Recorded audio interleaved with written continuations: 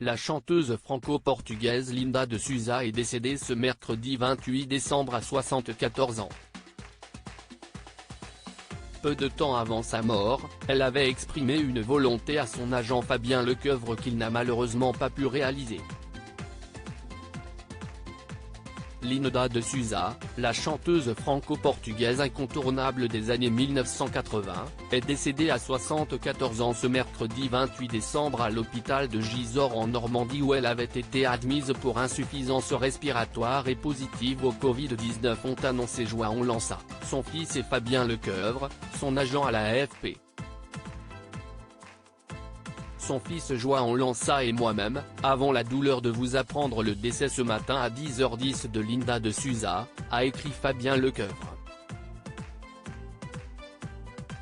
La chanteuse, dont les dernières années ont été difficiles, a connu un énorme succès en France avec plus de 40 millions de disques vendus, mais également à l'étranger avec ses titres Le Portugais ou encore Tiroli Tirola.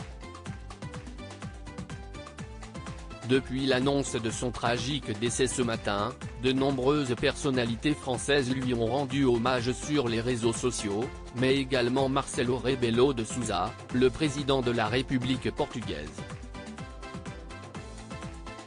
En fin de matinée, Fabien Lecoeuvre a décidé de témoigner sur l'antenne de CNU, revenant sur la carrière de Linda de Souza et révélant aux téléspectateurs sa dernière volonté.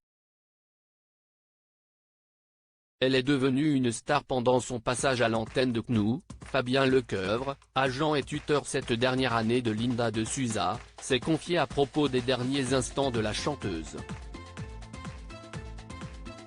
Elle avait été hospitalisée au mois d'août pour déshydratation et puis insuffisance rénale, respiratoire et puis là, ils l'ont transférée ce matin de toute urgence à l'hôpital de Gisors et malheureusement, elle est décédée 2 heures plus tard, a-t-il expliqué en direct. Linda de Souza a été extrêmement populaire en France pendant toute sa carrière, elle est même devenue une icône des années 1980. Elle a réussi à se faire un nom dans la chanson française malgré son histoire personnelle difficile comme l'a rappelé son agent. C'était une personnalité en plus, c'est-à-dire ce qui est intéressant à expliquer, c'est que sa réussite est un conte de fées. Elle était partie de rien finalement du Portugal, elle avait passé la frontière avec son fils par la main, a-t-il raconté. De cette femme de chambre qu'elle était devenue pour gagner sa vie en France à la fin des années 1970, elle est devenue une star qui d'un seul coup a rassemblé des foules, de l'Olympia au plus grand stade dans le monde entier.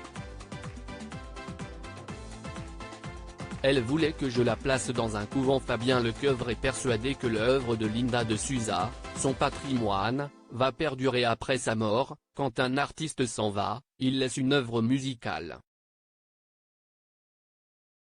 Je pense que ce qu'elle va laisser évidemment, c'est un patrimoine, ce sont des chansons, c'est une œuvre musicale avant tout. Et peu de temps avant son tragique décès, la chanteuse avait fait part d'une envie particulière à son ami, qu'il n'a malheureusement pas pu réaliser. Elle m'avait dit encore la semaine dernière, qu'elle voulait s'en aller.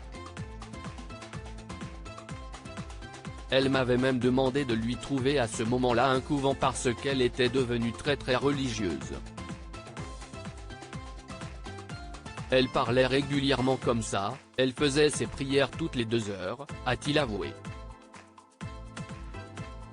Avant de conclure avec beaucoup de peine, elle voulait que je la place dans un couvent, pour avoir une retraite religieuse, et finir son existence comme ça.